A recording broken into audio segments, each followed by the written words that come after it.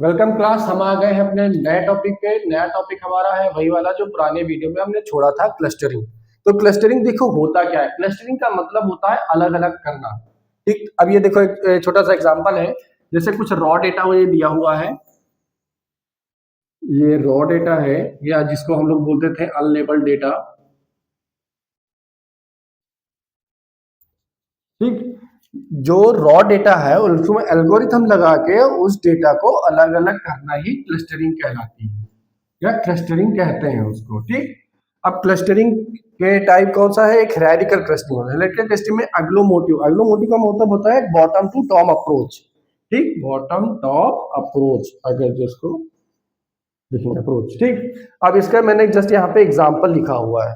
अब इसको समझाने के लिए क्लस्टरिंग होती क्या है। क्लस्टरिंग देखो होती क्या है, जैसे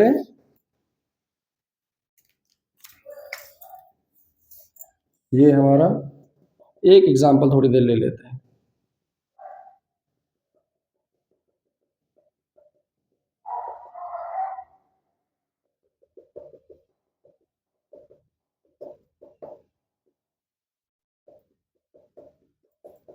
देखो एक मान लेते हैं कि ये हमारा एक डेटा डेटा है पूरा।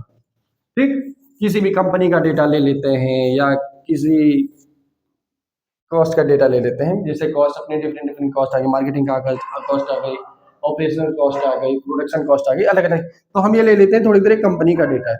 अब डेटा ये है तो इसमें जो क्लस्टर का मतलब होता है जो पास पास डेटा सेट होते हैं। जैसे एक देखो ध्यान से देखना, ये एक पास पास डेटा सेट है, एक ये है और एक ये है।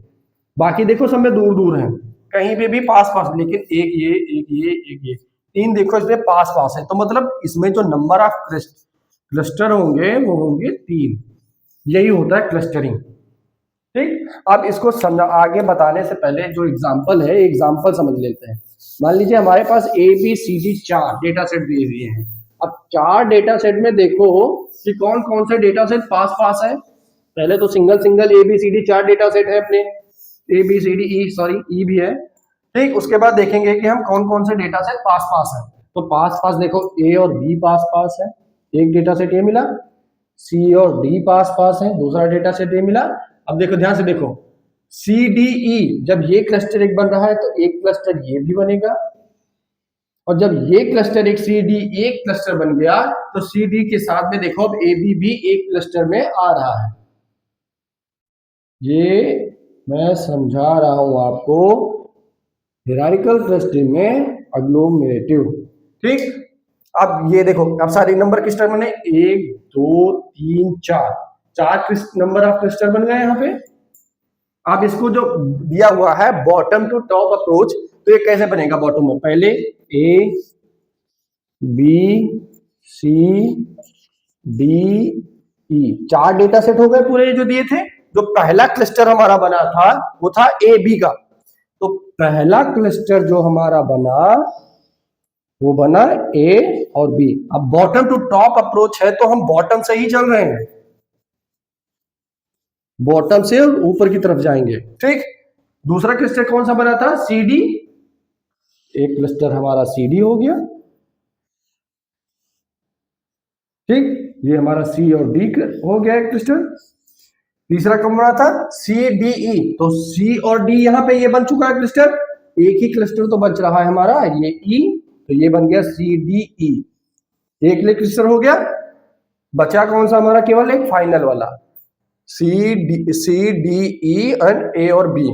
तो ये सी डी ई और ए बी, ये बना जाके ए बी सी डी ई बन गया। देखो बॉटम टू टॉप अप्रोच मतलब जो हम क्लस्टर बनाना स्टार्ट किए हैं वो बॉटम से स्टार्ट किए हैं।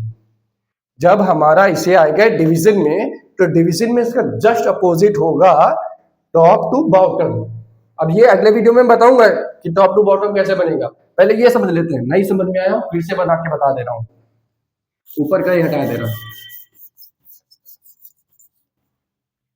देखो पहले यहां लिख लेते हैं नंबर ऑफ क्लस्टर कौन कौन से हमारे बने। ए बी क्लस्टर बना, एक सी डी बना, फिर सी डी ई क्लस्टर बना, उसके बाद है ए बी सी डी ई बना, ए बी सी डी ई। यही चार क्लस्टर तो बन रहे हैं। ए बी पहला क्लस्टर, दूसरा, तीसरा, चौथा, 4 क्लस्टर बन गए। अब 4 को बनाना कैसे है, तो ए पहले डेटा सेट अलग अलग कर लेते हैं, B C D E, data set अलग अलग कर लिए। अब उसके बाद पहला क्लस्टर कौन था, ए बी का, कुछ नहीं करना, ए बी पहला क्लस्टर हो गया। दूसरा कौन था, सी डी, सी और डी दूसरा क्लस्टर हो गया, सी डी ई, उसके बाद सी डी ई, और उसके बाद है A B C D, A B C D बन गया, बस कुछ नहीं था। यही एग्जाम में पूछेगा, व्हाट इज एग्लोमेरेटिव क्लस्टर, यही पूछेगा। एग्लोमेरेटिव मोस्टली जो हम लोगों का जब पेपर हुआ था तो यही आया था, सीधा सीधा पूछ लिया था, व्हाट इज एग्लोमेरेटिव क्लस्टरिंग। तो ये क्लस्टरिंग जब एग्लोमेरेटिव पूछेगा तो आपको ये फिगर बनाना होगा। फिगर में कुछ नहीं है, बहुत इजी है, बस ए बी सी डी ई याद रखना, उसके बाद आपको आप खुद समझ जाओगे। बॉटम टॉप अप्रोच याद रखना।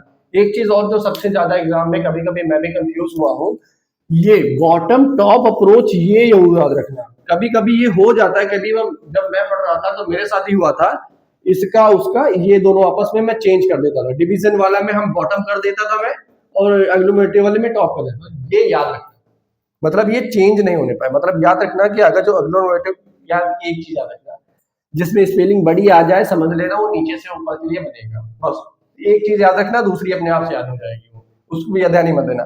लेकिन याद हो जाए तो बॉटम टू टॉप अप्रोच ज्यादा अच्छी बात है, याद करके जाना।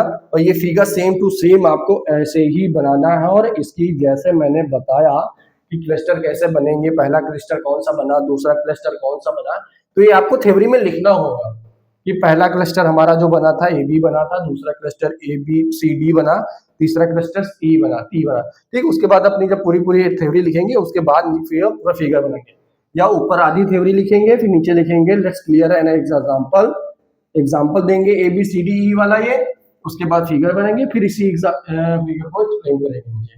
ठीक, मिलेंगे इसके नेक्स्ट वीडियो जो हमारा था top to bottom approach division.